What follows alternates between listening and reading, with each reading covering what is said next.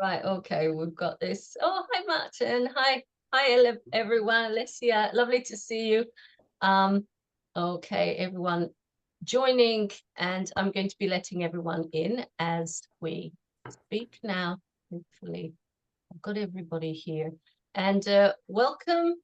Very good to see you again. Another of our expert series, which we arrange monthly and organize so that you can get the experience of coaching related themes, and understand a bit more about how language coaching can support your students and also yourself professionally.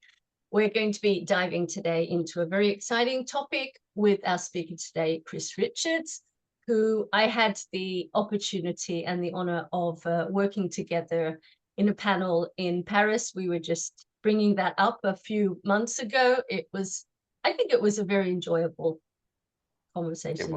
Right? Yes, it was. Okay, so welcome, Chris. Thank you very much for being here with us. And I'll be saying a few more words about you and what you do in general. First, a little bit about ILCA. As you know, we are an organization who support the development of teachers, trainers, and coaches to understand more how they can work in a language coaching and communication coaching field.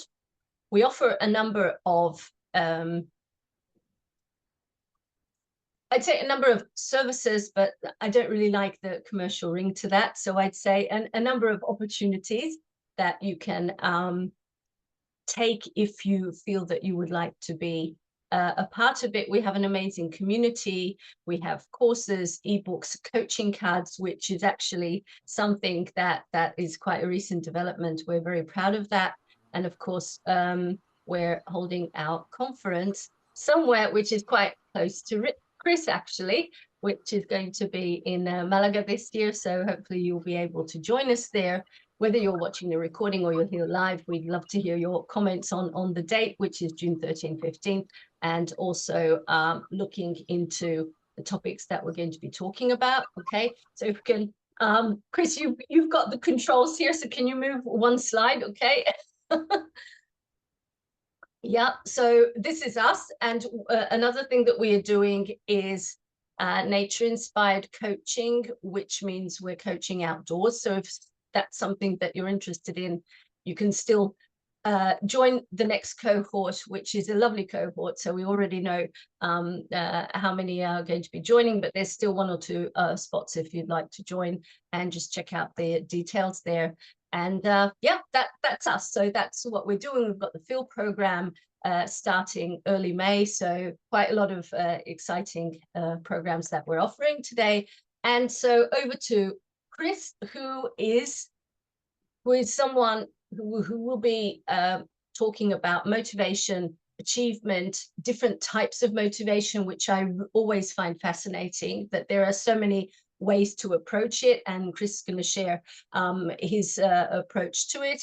And someone who started working in the UK, teaching in the UK, number of diplomas, degrees, and at the moment is lead editor for IATEFL's ReSIG ELT research. So that's going to be how that happened. Okay, so over to you, Chris, and we'd love to hear a little bit about you and how you got to this topic. Okay.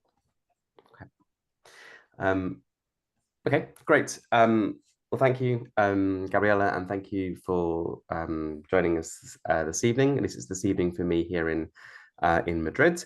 A little bit about me. Well, you said quite a few things there, Gabriella, already. But I trained as a high school teacher originally, and then I've worked in Spain in English language teaching and taught tiny people, sort of middle-sized people, and people who are sort of fully grown and old enough to be my parents.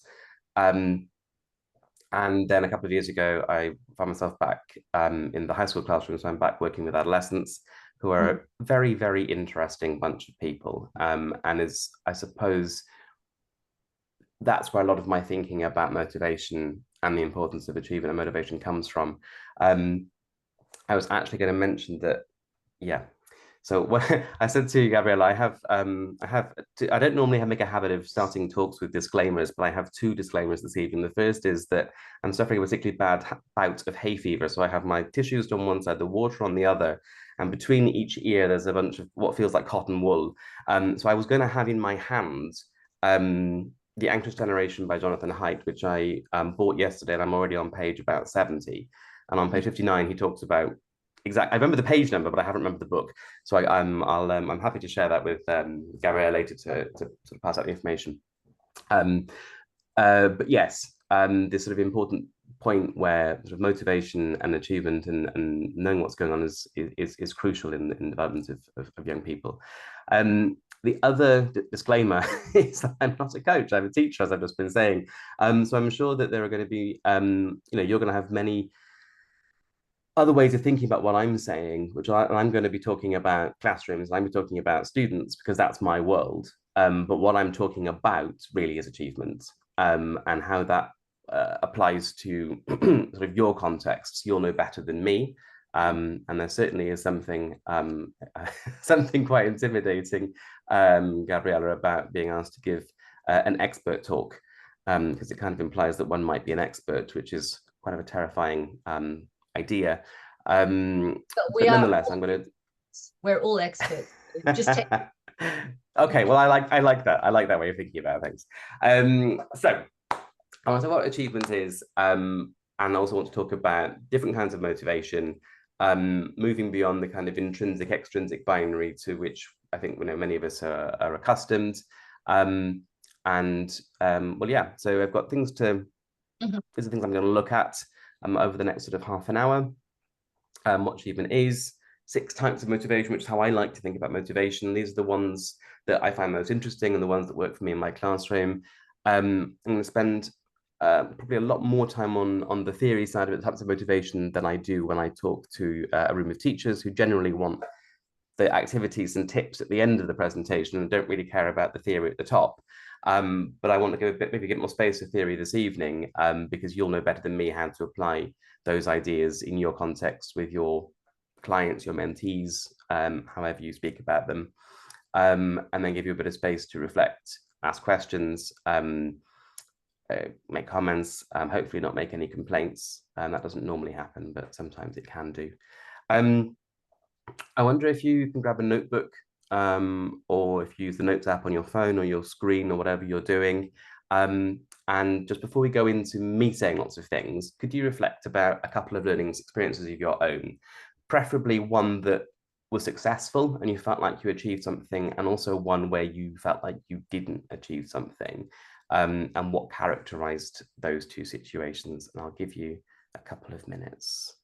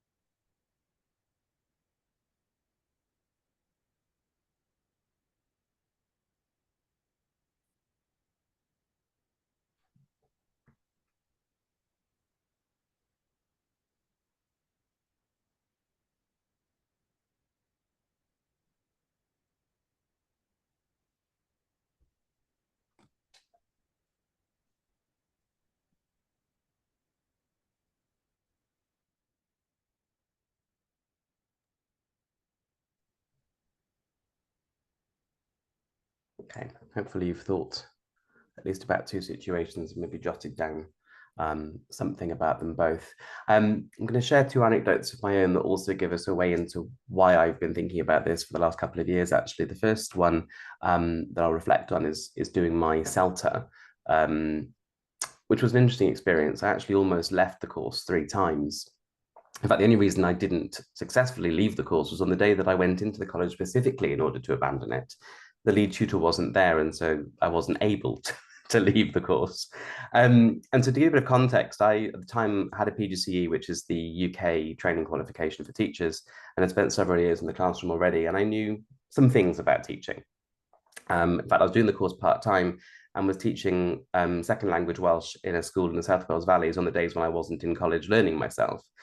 And neither of my tutors acknowledged that I had this background, and I wasn't the only experienced teacher on the course. And we felt like our prior learning had counted for nothing.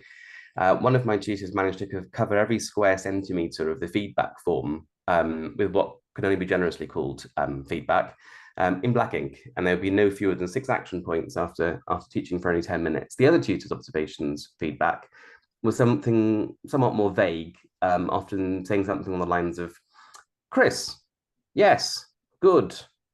You taught a lesson, vocabulary, yes, good elicitation, yes, next time, pace.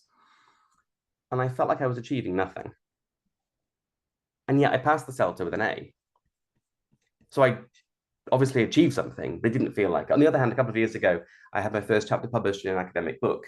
The writing process was long, as you would expect, perhaps even longer than you expect. I went through many drafts, I moved house, and with these 2 editors, went through two full drafts, and a final revision with minor tweaks. And I learned so much, and I felt like I was learning when I read their comments, when they challenged what I was saying, when they helped me situate my work in a wider context. And so it's one thing to achieve, and it's another thing to feel like you're achieving. And when I worked my last job in a language academy working as director of studies, one of the things I would often hear when students, particularly teenagers and some adults, decided to give up on the course during the academic year was that they weren't making progress. Now, this may or may not be the case in reality, but they felt like they weren't making progress if that was the reason that they wanted to leave. And if they didn't feel like they were, what about their classmates? And I was thinking, I definitely want our students to feel like the writing version of me that felt like they were making progress rather than the CELTA course version of me. So that's where this all kind of came from. And you've had maybe a thought about your own experiences of learning and what that felt like. So we asked the question, what is achievement? Well, is it going to let me? Yes. Cambridge tell us is to succeed in finishing something or reaching an aim, especially after a lot of work or effort. And it's a rewarding feeling that you derive from the accomplishment of completing a task. This is great. Many of us are motivated. And here we go on to my motivations. Motivated by achievement. And this is excellent for us, teachers, coaches. This is exactly what we want our students to be motivated by. Wouldn't it be wonderful if all of our teenagers were motivated purely by the rush of completing a task? Or would it? Because the word there is completing something, finishing something. And if you're motivated by achievement, then this motivation is dependent on the completion of a task. And if achievement-motivated learners then might display avoidance behaviors, they might not want to do things if they perceive that the task you've given them isn't achievable, and may not actually attempt it at all. Others might well be so focused on completing whatever that task is in order to feel that rush of completion that they don't complete it well, they just get it done. And so there's an important implication for our practice here that we need to think really carefully about 2 things. Firstly, the doability of the task that we are setting our students, mentees, whoever you're working with, but also whether we've shared successfully what it means to have completed that task. However many times I've had students, well, I finished, and they give me a piece of writing, for example. I said, well, you haven't used any tense other than the present simple. You didn't tell me to. Well, that's right. I haven't given you clear criteria. Vygotsky and his work, I'm sure, will be familiar to many of you. So we'll not spend too much time on it, but we need the activities, the tasks, whatever we're asking our people to complete needs to be just beyond the reach of what they can already do and alone. Less than that, there's nothing new. Anything more than that, and we're being very, very demotivating with what we've set them to do. It also asks us, I think, to think about how we chunk or deliver the tasks we give to people we're working with and trying to help. To give an example of a piece of writing that I might ask students to do I need to have them complete an entire text at once as the task, or can I give them paragraphs to complete at a time, which might be a much more achievable way of getting to the end goal. Excuse me. So we've defined achievement, and we've talked about how actually achievement can be very, very motivating. That's our first type of achievement as well, because here it is. And I also wanted to mention that when it comes to achievement, well, yes, it's there. I'm put that image back up again. But the reason I've chosen that particular image is that hitting a target is not the same thing as hitting the gold. And neither of those things are the same as loosing the arrow from the bow. And so what are we asking our students to achieve? Are we clear about those expectations and success criteria before we set them off? They need to have achievable tasks, and they need to know when they've completed them and how they'll know they've been successful if we're going to harness that. Moving on from achievement to motivation number 2 is affiliation, which is one of my favorite ones. And actually, this is the one that it relates to page 59 of Jonathan Haidt's book. And that image is quite important as well, because as I sort of alluded to earlier on, I'm Welsh, I am a proud Welshman, and every year on our national day, the 1st of March, I cook pica bach ar y maen, which is normally mistranslated unimaginatively as Welsh cakes. It means something more like little things on a stone, I think. This isn't a national tradition. If you wandered into a random Welsh kitchen on St. David's Day, you would not find people cooking Welsh cakes because you eat them all year round. They're available in the bakeries, they're available in supermarkets. This is my tradition. I live abroad and have done, well, I've lived abroad for certainly 10 St. David's Days in my life.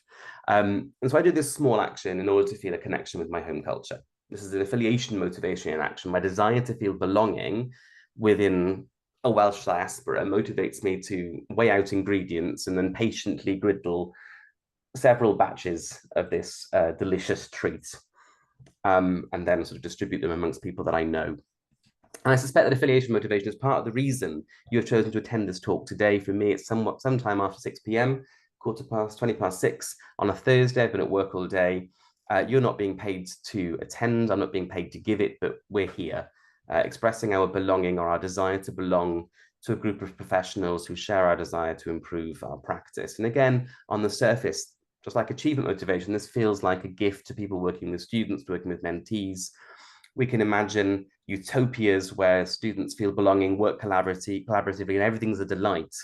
But if you are working with groups of people, I'm not sure how many of you are, if we move from the scientific sounding affiliation motivation and use a more everyday expression, peer pressure, we can see that maybe this is not quite the gift that we would hope for. Affiliation motivation partly drives populism. It drives belief in conspiracy theory, the first cigarette, the first beer, fandoms in music and in sport. So in a classroom, if the general mood is one of despondency, disinterest, boredom, then an even otherwise interested and enthusiastic student might start to disconnect if they feel strongly driven by their affiliation motivation. For them, the desire to participate in the lesson or the activity is dampened by their need to belong to the rest of the group who might be opting out. And this can be very, very uncomfortable as well. If your ideas or plans don't match those of your group, if they don't align, that can be a very uncomfortable situation to be in as well. And what I've also begun to think about, I think is really interesting for us as professionals, this also applies to our staff rooms, our teachers' lounges, maybe our online spaces where we get together. If you walk in or log in and someone is complaining about management or complaining about a group of students or parents, whatever it might be, if you agree with them, even if you agree, with the management or the parents or the students on the particular issue, it's far easier to say nothing or to agree with your colleague than to say, actually, no, I don't think so. And so this desire to belong is really important. And one immediate implication we can draw here is the importance of classroom or group rapport. Okay, so it's beneficial for all of us, no matter how strongly we're driven by affiliation, to feel rapport with whoever they're working with, their classmates, their colleagues, their coach, their teacher, in order to, in order to ensure that they feel like they belong and that the belonging is in a positive way. And I put questioning culture there as well, because again, I work in classrooms with students, and the culture of questioning that I think is really well, I think there's also lots of evidence that supports it, is what might be called nomination or cold calling, where rather than people volunteering answers in groups, it's a lot more effective if you nominate and you choose someone to answer a specific question. You ask the question, you leave a gap, you then say somebody's name. Everybody is thinking, everybody's involved, and it could be them. And this means that they're part of a group of people rather than a group of individuals. They actually belong to a group. For some reason, the numbers on the slides disappear with number 3. I'm not quite sure why. I was talking to Gabriella before about my my transition from the laptop to a desktop, and I think something's gone wrong somewhere. But anyway, competence. Another motivation. Motivation number 3. Competence, an internal motivation that can be hugely powerful. It's a motivating factor that we see driving many of our students, again, our mentees, or whoever we're working with, in their areas of interest. Athletes, mathletes, musicians, thespians, gamers, debaters, and maybe also with the people we're working with, or you're working with as coaches as well, in trying to improve their competence in their language ability. And we can see it again here in this webinar, where we're gathered on a Thursday to talk about how we can improve our practice. So it's a desire to become proficient in a skill by learning. Apparently it's 10,000 hours. Isn't that what it's supposed to be to achieve mastery in something? That's what they keep publishing. It's quite a long journey, isn't it? That's 10 years at 20 hours a week. I don't get anything like that with the students that I teach. So that's quite a long journey. Something to jot down again. I'm going to give you 30 seconds. As I said, the clock ticking past me. Where can you see yourself in your life? Where does competence motivation, where does the drive to be better at something drive you? Just write down a couple of things, and maybe also where it doesn't have any drive for you at all.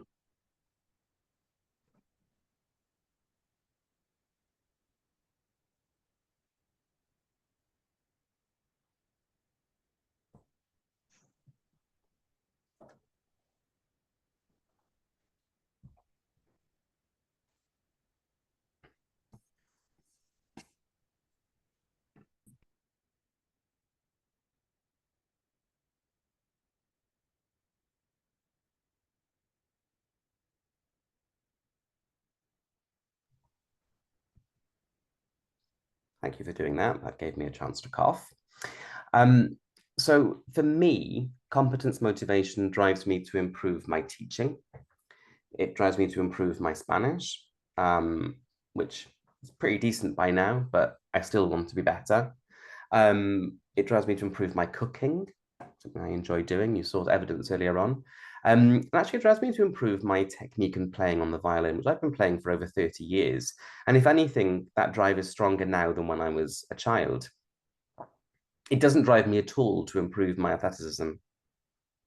I cannot transfer my motivation to be a better cook to improving my bench press or getting a faster time when I run around the block with not much energy on an afternoon after work. So the consequence I'm trying to draw attention to here is that it's likely the vast majority of us are driven by competence motivation. But the areas where it drives us are quite specific. The motivation is not transferable. So if someone's driven, and I think in many of your contexts they will be, they want to get better at the thing they're doing, that's why they're speaking to you, we need to give them visibility of that progress. And it's not enough to just tell them, well done. They need to be able to see and compare. And that might be with recordings, that might be with portfolios. There's different ways of doing this, but being at them and be able to actually see or hear the difference that they've managed to achieve in 3 months, 6 months, 9 months, whatever that journey looks like. And that's really, really important. I'm going to touch on number 4, which is fear. And I'm going to start with another little personal anecdote, which is that on an annual basis, I'm motivated to do something deeply unpleasant. And it's actually coming up in about a month or so. The motivator is the fear of a negative consequence, and the task is my tax declaration. Please don't misunderstand me. The unpleasant task is not the paying of taxes. That's not it at all. The unpleasant task is compiling all of the paperwork, going to the appointment, and then rolling the dice on whether it's going to be a big bill, a small bill, or a rebate. The negative consequence of not doing the declaration is a fine, a financial penalty, which I obviously want to avoid. I don't know the systems where you work in terms of financial systems where you're working. Spain likes paperwork. Spain likes bureaucracy. And so I say I have to gather this file together. And so when I talk about fear and motivation, normally I'm talking with teachers, and I usually talk about classroom management practices, and I'm fairly sure that's not what you need to be dealing with. The area that I'm most familiar with, even an area where I maybe, dare I say it, an expert. But I want you to think about how what I'm going to say now is generalizable to the context and how it transferred to the context where you work. So let's just think about schools for a moment, where we can see fear motivation at work really clearly in their awards and sanctions policies, where schools harness their students' desire to avoid negative consequences, clear boundaries, proverbial sticks and carrots to combat negative behaviors in the classroom that might impact on student learning or student safety. And students appreciate clear boundaries, routines, clarity. It's good for their learning. They behave better and they learn better in classrooms where that's the case. However, fear motivation is a negative motivator, and it can cause emotional stress and be harmful over the long term. So if you're working with adults, and I'm sure many of you are, your dad is thinking about the impossibility of giving your client a detention after their session with you, or the impossibility of calling their mother to inform them they haven't done the task that you set them to do between sessions. So I was thinking about this when I was rewriting, and thinking perhaps part of taking on a new adult student could be a discussion about agreeing those frameworks, agreeing consequences of not meeting expectations, and not expectations, not consequences that you're going to dole out to them, but just that you'll remind them of. We're talking about accountability, of course, here, really. But I can't be the only teacher of adults, and I taught adults for 7 years, who has stood there in absolute shock while a student took a call during a lesson. Well, maybe that's on me for not having set out expectations with adult students at the beginning of that course. And again, when I was putting these slides together for this particular talk, I was thinking about this, and two students in particular who came to me for one-to-one tuition, who I think actually maybe would have been better off going to a language coach, thinking about it on reflection. The first one came in to me and told me, excuse me, came in and told me, I don't want to learn from a book, and I'm not going to do any homework. I only have this hour in my week to learn English. And I said, okay, you're not going to learn English. Very happy to work with you on a weekly basis for an hour. That's absolutely fine. But please, let's start from the beginning. The consequence of not doing anything additional is going to be a lack of progress. And I don't want this to be a problem later down the line. Quite a brave thing to say. I've been working at that company for about 2 weeks. So perhaps I shouldn't have said that quite so soon on in my contract with them. But I needed that student to know, that client to know that it was not going to result in sort of a positive learning experience. And then the other one who came to mind was one who regularly clearly just wanted to talk. The goal was the first certificate in English. And I lost count of the number of lessons where 20 minutes into our one-to-one hour of the week, I would just sort of close the folder on my desk that had that lesson's work in it and just put it away and think, well, I'll try and use that next week. Because he just wanted to talk. And again, it was a case of, well, actually, that's fine if that's what he wants, but I need to make sure that he's aware of the consequences of that decision. It's not about fear in the sense of, again, giving it a detention or a phone call to his mom, but just you need to know where this behavior is taking us. If you want us to make progress, then we need to be on task. I've said all this without clicking on, but avoiding a negative consequence, negotiation. Whoops, sorry, I went too fast. Negotiation with clients is what I would suggest in this context. Number 5 is incentive. So after fear, let's return to the more positive source of motivation, the classic external motivator, rewards, the proverbial carrot. And I think we can see incentive in tension with fear, but working in concert with competence and achievement motivations. We have the same problem as achievement motivations. We won't rehearse those again here. But what we can explore is the ways we can use incentives to motivate those who are driven in this way. If achievement is about the end goal, incentive then is about the milestones. And so our implications for practice here link with competence motivation. We need to reward steps And this is what I was talking about earlier on as well, about chunking tasks, giving visibility to the progress, giving visibility to the journey. So rather than it just being the end that is commended, those bits along the way are really important. And the last one I want to talk about is power. And then I'm going to decide what I'm going to do to finish the talk today. Autonomy and control over our bodies and our actions are fundamental to our well-being. Classrooms, meetings, potentially coaching sessions, I don't want to tread on your toes, often relieve some people of a large part of their power, because we might tell people where to sit. We might tell them who they're to work with, especially in classrooms, what work to do, what target language you want them to use, and so on. We were talking about dogma at the beginning of, well, before we began the session, Gabriella and I, and I'm just thinking about it again, and what power we give to our students, and what power we give back to our mentees, maybe. And maybe to a large part, that's not a bad thing. There are good reasons for teachers taking control over many of the arrangements in their classroom. In fact, often students come to them for that exact purpose. We are the experts in the room.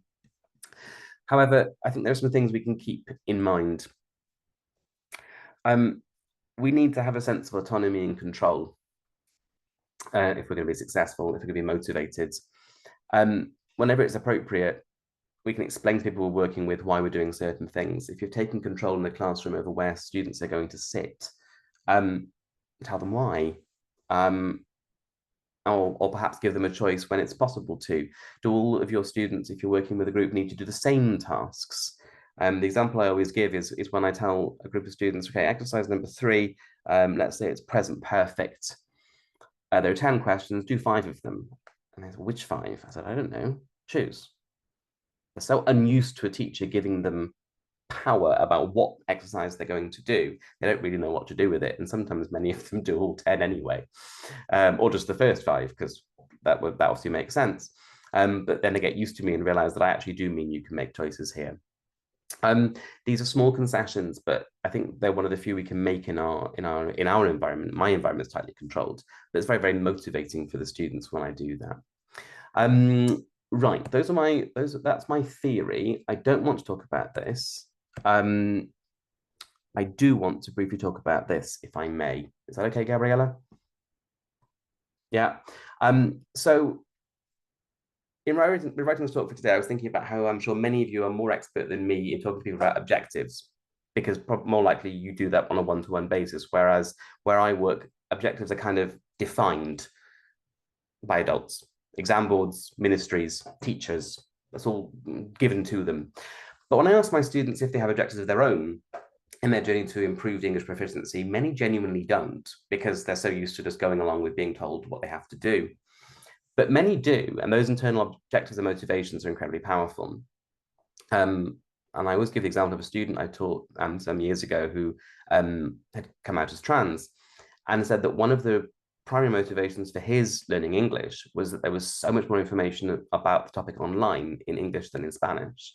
And so in order to understand more about what he was going through, he was motivated to learn English, which is a motivation that I had never conceived of. Others told me they just wanted to read a novel in English or simply be indulged their passion for travel more easily.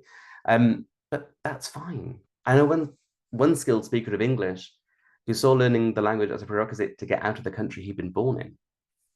And so there's all sorts of things going on for our students. And a few years ago, we had all of the students in our academy, including the adults, fill out what looked like baggage tags with their goal for the academic year. And we displayed them in reception for a few weeks. And after that, we returned them to the class teachers to use for sort of check-ins.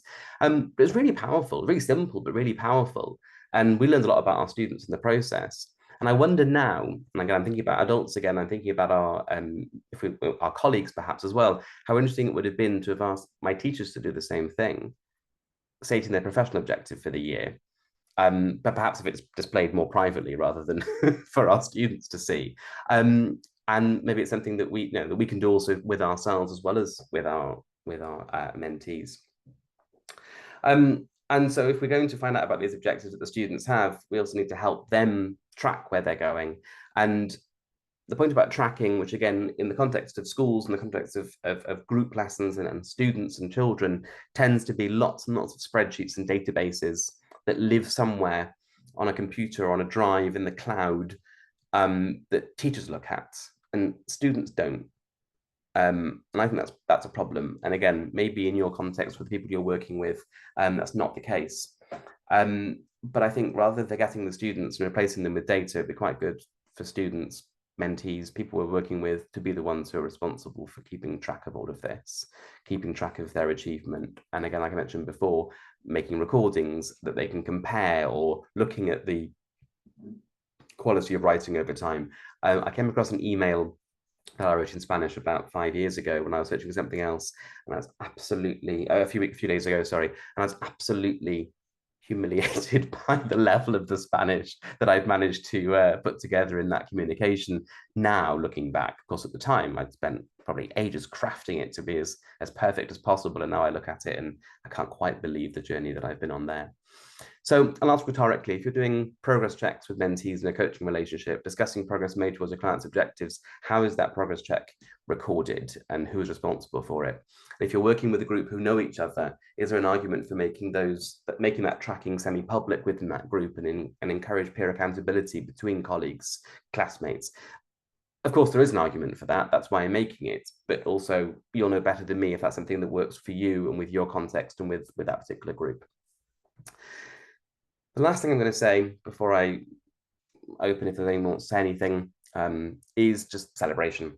Now, this is something that schools generally do quite well. It's quite easy for us as well. We're pushing students through courses towards certificates, towards exams, and we can quite easily bring a huge group of people together to celebrate, often with music, maybe with food, maybe with parents.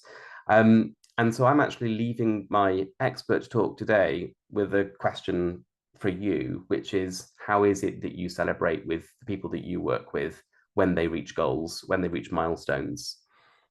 You haven't got to answer it, but it's a question I'm leaving you with. And just that, really. I often, if not always, say at the end of a session, the way to teaching hell is paved with good intentions forged at conferences and webinars. So just please make a commitment to yourself, make a note of something that you found interesting or helpful or challenging or you profoundly disagreed with, and maybe make a note of something that you'd like to do a bit differently or try out differently next week or next month. Preferably with the words, something on the lines of, I'd like to find out about, I'd like to try, because that's more likely to happen than just a bullet point. I think that's a very good place to stop. Okay, please look at the QR code and make note of it. QR code will take you to LinkedIn. To LinkedIn. And for some reason, it'll take you to LinkedIn. And for some reason, and I'm gonna close that and I'm gonna change it and put it back up again because somehow the address is wrong as well. Sorry, Gabriella, over to you. No. I was just going to say it's a very good point of departure. I mean, I think closing with celebration in a way. And I did ask everyone to sort of record any questions that you might have so that we can, if you're okay, Chris, for a few more minutes. We can go on for a few minutes if you'd like to. And, interaction with it, because I think there was a lot that resonated with a coaching approach in the classroom or someone who's actually working as a language communication coach. Okay, so Richards. Okay, do you not have an S in there? CHRichards.com. There's an S at the end of my surname. CH Richards, yeah. Okay. Yeah. So I've now lost the chat window. you should. There it is. If you, the moment that you stop, perhaps sharing, then we're going to have that. So there's one comment here with the Valley of Death, which I'm intrigued to hear by Anna. So thank you for sharing that. We'll have a look at it in a minute. But just a quick reflection. I think goal setting, accountability. Obviously, for coaches, we need to identify what sort of motivation is that which is going to actually help the learner to achieve their goals. And the fact that, the objectives are mostly set by the client, by the learner in the coaching process, we believe is essential. So a lot of learners are dissatisfied with the fact that they're being given a lot of frameworks, a lot of content, and they're just moving away. And that's why you get students who say, I don't want to learn from a book. I don't want to do this. They know what they don't want, because they've been subjected to it, right? But they don't know what they do want. And this is when they say, I don't have time for English. So that's just, in a way, it's an idea of theirs that they're pushing it away, but they also need it. So, okay, I'll allocate 1 hour a week, but that's it, because they're not motivated. So the very first step would be to find out, what is it that would make you want to what's driving you? Why have you come here? Yeah. What is the drive? And what would motivate you to want to come here more often, or to do more work at home? What would be that motivation? Yeah. And then trying to help them work towards that. The weird thing, the interesting thing about choice, and I didn't say this earlier on, as well, and giving power back to students. I've got two groups of 16-year-olds who are doing international GCSEs in the next months, and they are tired. They are there's a couple of months left to go, and they are tired. And on a Thursday afternoon, I have one group, and then I have the other group.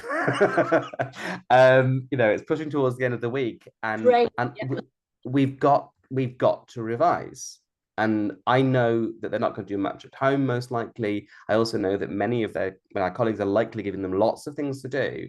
And so what I said to my groups was, I'm going to give you a lot on that Thursday lesson. I'm going to give you a double-sided sheet of exercises, and you're going to choose 3 of them. Yeah. And I get almost absolute silence, and they sit and they work. Agency. They're making the choice.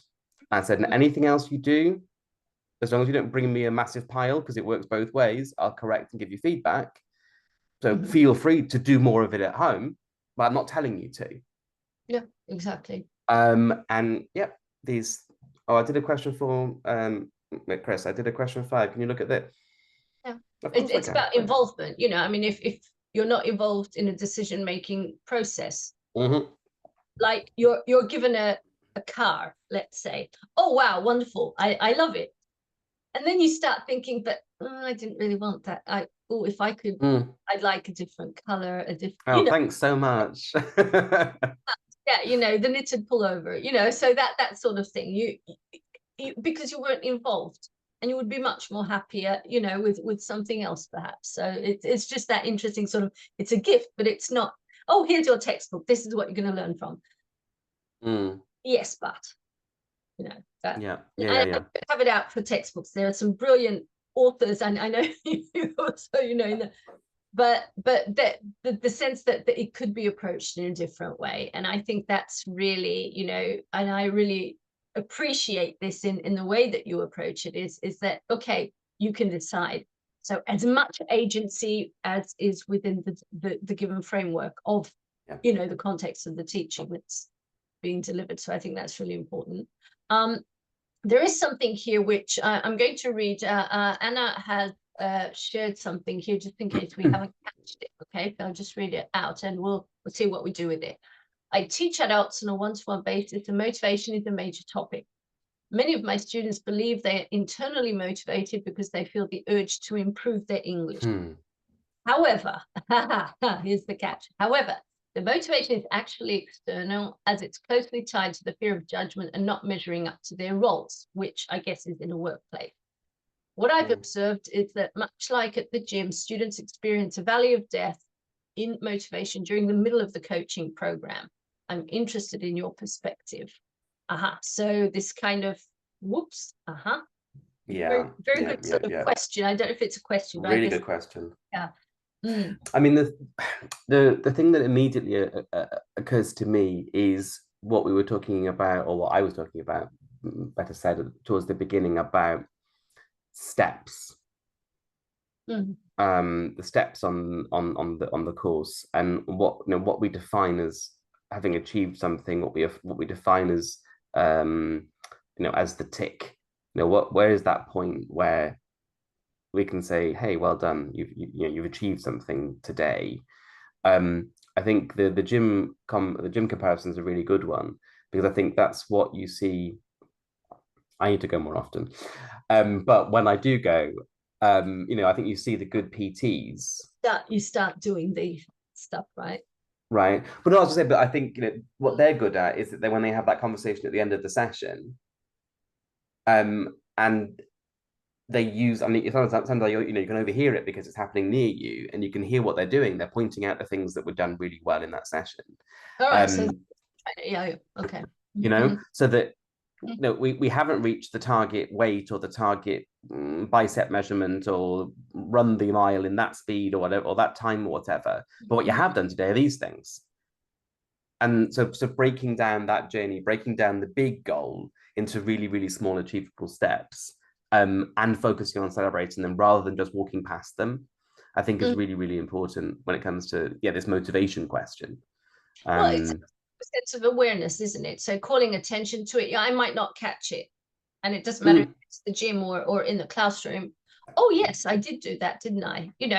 So calling attention to it, increasing awareness is about 70% of coaching, actually.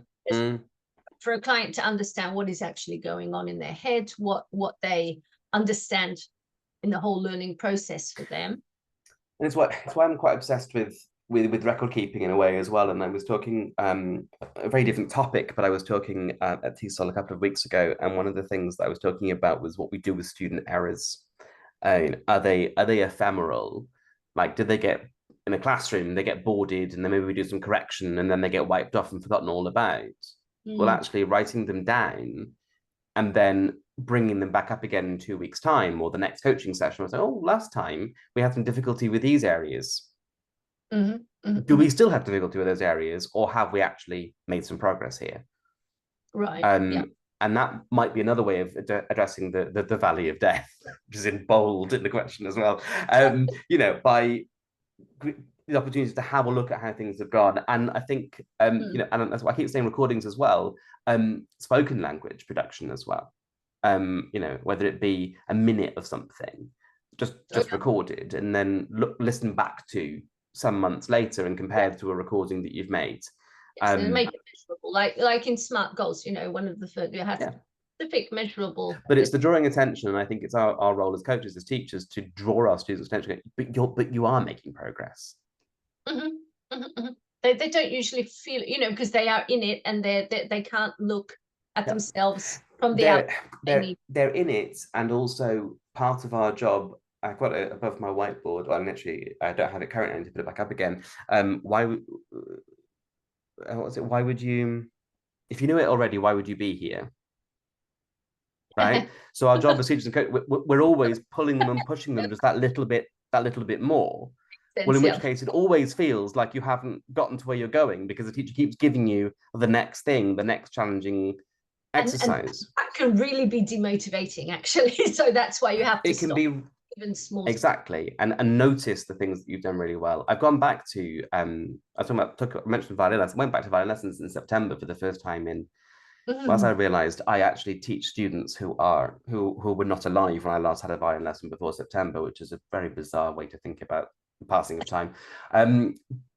And while really, well, she's not going to see this, but I actually really do like my teacher, but I did find the first few weeks incredibly intimidating and difficult, because I was subjecting myself to scrutiny and criticism in something that I really enjoy for the first time in a really long time. But I do want to improve. I do want to get rid of some bad habits. And then I just felt like I felt like I was going backwards. So you did have that dip, right? I had that dip, yeah, absolutely. And then there was just this day when there was just this huge smile across her face, and I only played about 3 notes, and she was like, "Yes, that's what I've been talking about." What did I do? Can't you hear it? Do it again. I did it. Oh, I see what you mean. And that's what I'm talking about. That, stopping the student dead and saying that's the thing that you've done better this time. Awareness, develop awareness, self-critical. Yeah, we've got something here. Yes. And yeah, Anna, I mean, our internal voice, I mean, it just needs to shut up a lot of the time, doesn't it, really? I mean, not you, sorry. Our own internal voice needs to shut up a lot of the time. And I remember someone saying to me once, would you say that to a student? I was talking about what was in my head, and I went, of course not, I would be sacked. There you are then. Why are you talking to yourself in the way that you would never talk to another human being? Yes and no. So as a coach, I would say we have to address the inner critic. So we need to understand what it's trying to list, but exactly, not believing it. Not a critique, actually, but call to action, I'd say. So if it's giving you a message of, okay, you're not good enough, why are you doing this? So it's completely hopeless. Okay, how can I make that a hopeful situation? How can I move towards something which is more satisfying for me? And then you've got something which looks like a threat, and you're moving into a space of, okay, it's an opportunity actually to develop. But you might probably a teacher, I don't know, a mathematics teacher, a German teacher, whoever, they might not look at it this way, but say, okay, no, you've got to shut it out, and you've got to be focusing on, what we're doing and moving forward. But I don't like the word, it's very AI, but embracing it in a way. Yeah, I think what I was meaning was, I think we need to be careful not to allow that incredibly self-critical voice to drown out the other things that are going on, and only listening to it when it's being self-critical. Because we also need to notice and narrate to ourselves the things that we've done well. And that often that muscle is a lot weaker than that wasn't good enough. I mean, I'm sat here now talking to you, but in the back of my mind, I'm thinking about, I didn't say that, and I moved that slide on before I wanted to. I'm doing that right now. Yeah, that internal dialogue, that's like, that's going on in the back of my mind. Exactly. And I think it's something, I mean, not many of you might know, I don't talk about it, but as we were talking now, I was thinking about it, that actually our logo is a little bit of a representation. I don't know, you can see it, right? So there it is. And you're moving from a space of, I don't know, maybe you're ambitious, or you've got a lot of awareness around something, and you want to move in that arc towards your goal.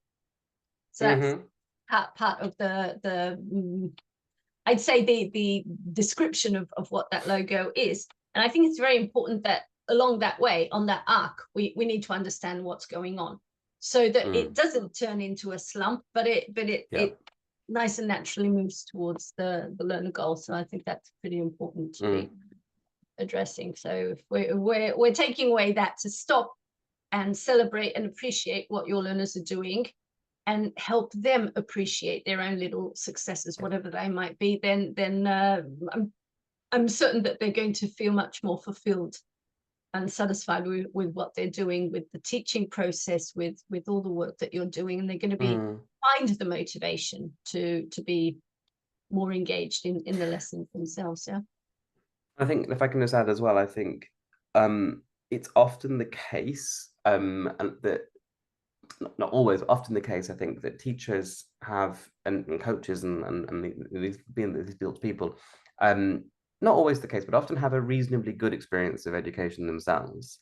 And I think a lot of people generally don't.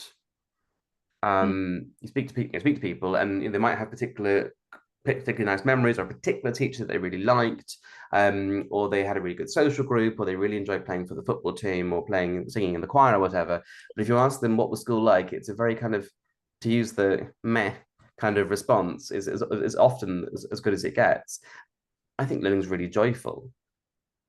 For me, learning is joyful, but I think it's only joyful if somebody helps you see the joy, and gives you the agency, gives you power, celebrates the achievements, as little as they might be, and lets you feel that joy. And I think that's what our role is here, teaching, coaching, just shedding light on how positive and joyful and happy learning can be, making progress and enjoying that experience. I think that's being okay with the challenge, because you know that when you reach your goal, there's going to be a really positive feeling there. Yeah, definitely. I'm also wondering at the same time if there are any other questions or comments, that because we're getting to the end of this webinar here, but we'd be very happy to answer. But I think it's pretty good sort of closing remark here, that we've just got to help them discover the joy in learning, and that's going to be with them in any other context that they have, lifelong learning and all that. But if they appreciate the learning that they're experiencing, then that might extend beyond. So it's like a transferable skill in a way, that I like learning here, then I'm going to like learning in perhaps in I don't know, violin lessons, in, you know, whatever you might have, Yeah. you know. So because if you get that experience, then it can be a very strong transformative experience. So I'm very, very grateful here. I'm not seeing any comments here in the chat, but thank you very much everyone for being here, and hopefully Thank you for joining us in Malaga, or at a course in the future, or our next expert talk, which is going to be in May at some point. We don't know who it's going to be yet, but it just might be somebody sitting here in the room. We'll see. Okay. Yeah, we'll see. Okay, so we're getting some positive feedback here. Thank you for being here, and looking forward to the recording. Will be on our YouTube channel. Okay, and Chris, thank you very, very much for accepting our invitation. So it was really a pleasure. Thank you for inviting me. Conversation. Thank you very much again. Okay, thank you everyone. Goodbye. Thank you. Bye.